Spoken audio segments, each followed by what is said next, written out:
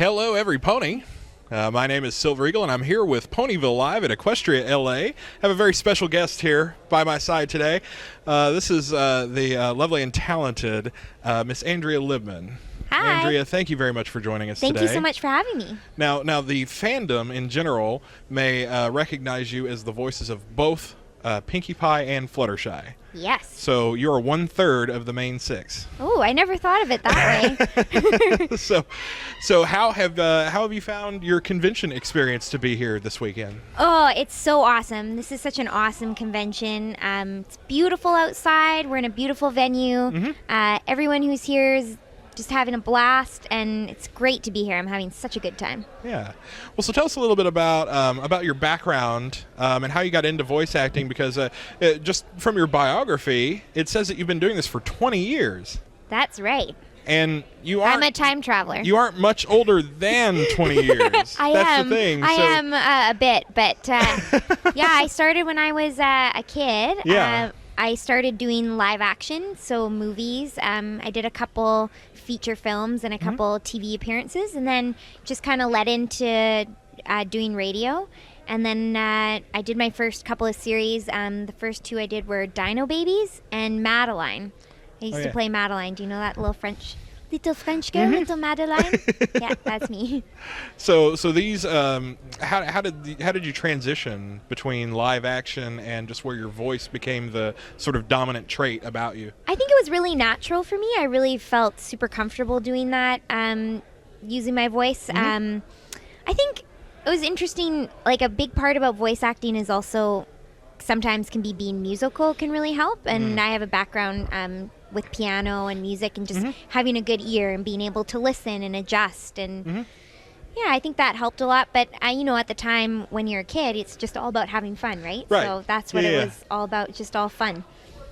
Well, so then that's a good thing then that you were able to sort of transition that into a career. Yeah. Then something that you just enjoy doing. Definitely. In general.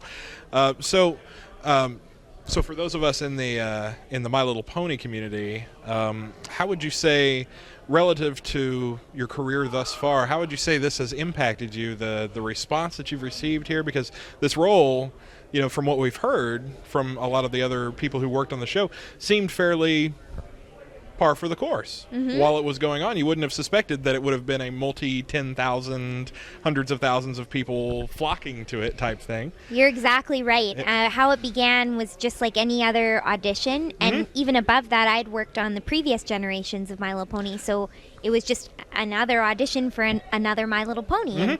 And I would say that for a show like My Little Pony, that's something that's nostalgic for me, that I played with the toys, that I really wanted to be a part of it, maybe more so than an original project. So I was really, invested and hopeful, but you never know with an audition. So, Sure. So, lucky enough to land two amazing roles. So lucky. And then, all of a sudden it becomes this hugely popular show, and nobody expected it. Right. And it's just such a fabulous surprise. It's amazing. Yeah. Yeah. So you said that you'd worked with previous generations of My Little Pony. Did you suspect from the beginning of this generation of My Little Pony that there was something a little different about it that would make it be this successful? There's definitely a huge difference. I mean, the writing was just witty. The characters were just so bang on developed. The characters were really, truly the characters. We had no idea how it was going to look, right? Because we record before the animation is done. And so that was a big surprise to see how gorgeous it is and how much the animators add to it. I mean, all of their surprises and little things and facial expressions. So, it's all the parts coming together to make something so incredible. But definitely from reading the character descriptions and the scripts, you knew that it was definitely different, and we really enjoyed it. It's funny, but still we never thought you still couldn't have seen it exploding like it has, especially with the demographic that you see here. These people are all gainfully employed adults and college students and everything else, and definitely not the target demographic for sure. Well, so would you say then that you have? Did you say that you sort of feel like you're a part of the greater Brony family? Do you feel like you're treated well by the community? So well. So well. Yeah. it's amazing. It's just like I feel so lucky to be a part of it. Yeah. Yeah. So how many conventions have you been to in total? Quite a few now. Quite a few, yeah. Yeah. I really enjoy it. I love to travel. I love being here. I love interacting with fans. Sure. It's just such a treat for me. So, you know, I'm just trying to go to whatever I can because I really enjoy it. Yeah. Now are you headquartered out of? I know a lot of the staff that work with the show are either here or in Vancouver. I'm from Vancouver. You're in the Vancouver. Okay, so Yes. this is a bit of a trip for you then. Oh, it's an easy and fun trip. It's an easy and fun trip. Yeah. Just down the coast. Yeah. Is it a trip you have to make often to work with people who are LA located? No, we do all of our work out of Vancouver. Oh, really? Yeah. And then so you don't actually have to fly down back and forth over and over. Well, that's probably No. easier on you then at least. Yeah. For sure. So Vancouver, this is where you've been doing all of your voice acting work? Yeah, it's we've got a huge voiceover industry in Vancouver, and See, that's- a lot of like really talented voiceover artists. So Really? yeah. Yeah, is it more than just like DHX and more than just that area? Well, a lot of times like My Little Pony is a little bit more unique because the animation and the voice is done there, which is really cool. Right, It's yeah. another reason why the show is so special is because we've got the influence from the animation directors there to say, this is what I'm picturing. Right. A lot of shows we do voice work for and the animation is done elsewhere, so Right. that's different, but we do quite a bit of voice work. Yeah. Okay. That's interesting. So when you auditioned for My Little Pony, now did you, because from my perspective, it sounds like you sort of have an energy that is compatible with the characters that you end up voicing. Oh, that's good. Like you, so I mean, that's. Would you say that you expected those to be the roles that you would get? No, when you go to an audition, you can't expect anything, right? It's Sure, yeah. you really don't know. Yeah. I think maybe I really, when you're going through characters and you're deciding who you're going to read for, Pinkie Pie was number one because I remember it said fast talker. And I could talk really, really fast. So I thought, perfect. This is one for me. Perfect. Yeah. But so you also adapted to, I mean, really, if you look at the two characters you're playing, they're almost polar opposites in terms of introversion and extroversion. Yeah. You know, that they're so different as how, in their mannerisms and everything else, but they both come across as if it's just perfectly natural, though. So do you find yourself, and just as sort of a behind the scenes in the recording process, do you find yourself having to shift like in mid-scene between confident and bubbly and quiet and behind the scenes and Oh shy, yeah, I or- mean, because we do scenes and I'll just run through it and I'll do both characters. At We the all same do. time? Yeah, Really? at the same time. Yeah. Oh goodness. So you, we read through your biography. We totally Wikipedia'd you. Okay. Before this. I don't know if everything on Wikipedia is true. Oh so. no, we didn't. We disregarded quiz any me. citation needed items. But you have a degree in civil engineering. Yes, that is true. Now, civil engineering. How did you find yourself drawn to that when you've been doing acting, voice acting of some sort since your childhood? Yeah. Yeah. What prompted you in college then to? That is a good question. Well, I knew that I really wanted to go to college, and I guess I was just really enjoyed math and sciences, and that's kind of what led me into engineering. I don't know if it was really the right choice for me, but Yeah. I have a really nice diploma. It looks great on my wall.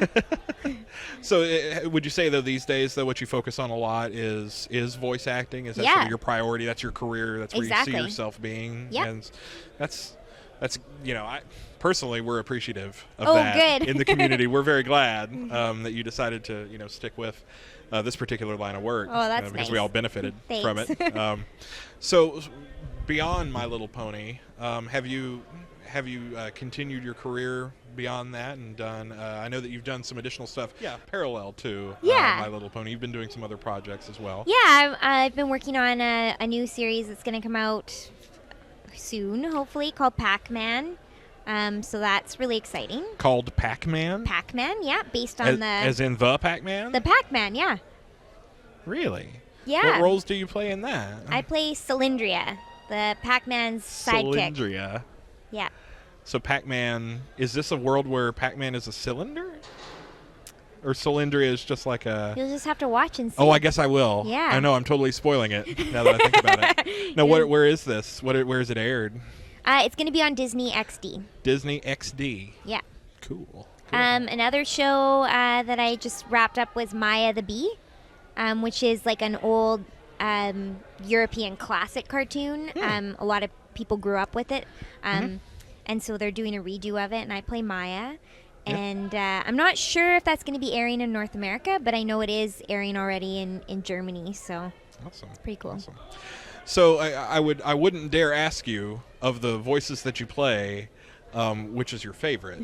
I know you don't. I know you probably don't want to pick favorites between the two, right? Because then we have very devoted fans on both sides, right? I'm sure you probably heard from both sides saying Definitely. Best pony. Yeah. Who is best pony? So what would you say though is your most, in both of those characters' cases? What is your most memorable? What do you think was the line that you delivered, or the part of a story that you'll remember the most, and you think most reflects that character? Well, I've got a go-to for each of them. For Fluttershy, it's definitely yay. There's no question. Yeah. That's the Just best. the yay. And for Pinkie Pie, I mean, she's got so many great lines, but I always like to say, okie dokie Loki. And the other, the alternative, sort of distrusting okie dokie Loki. Okie dokie Loki. Both classics. Both fan favorites. So. Absolutely. Well, so I assume that you will be joining us in season 4. Yes. Sort of I hope foregone conclusion. I hope so too. I hope so. Right? Yes. Joining us in season 4 with all new surprises, which we Yes. keep hearing sort of leaking out here and there. So we will keep our hopes up on what's going on in season 4. But in the meantime, though, thank you for joining us. Thank you for having me. Yeah, here at Equestria LA. So I'm Silver Eagle, here with Andrea Libman.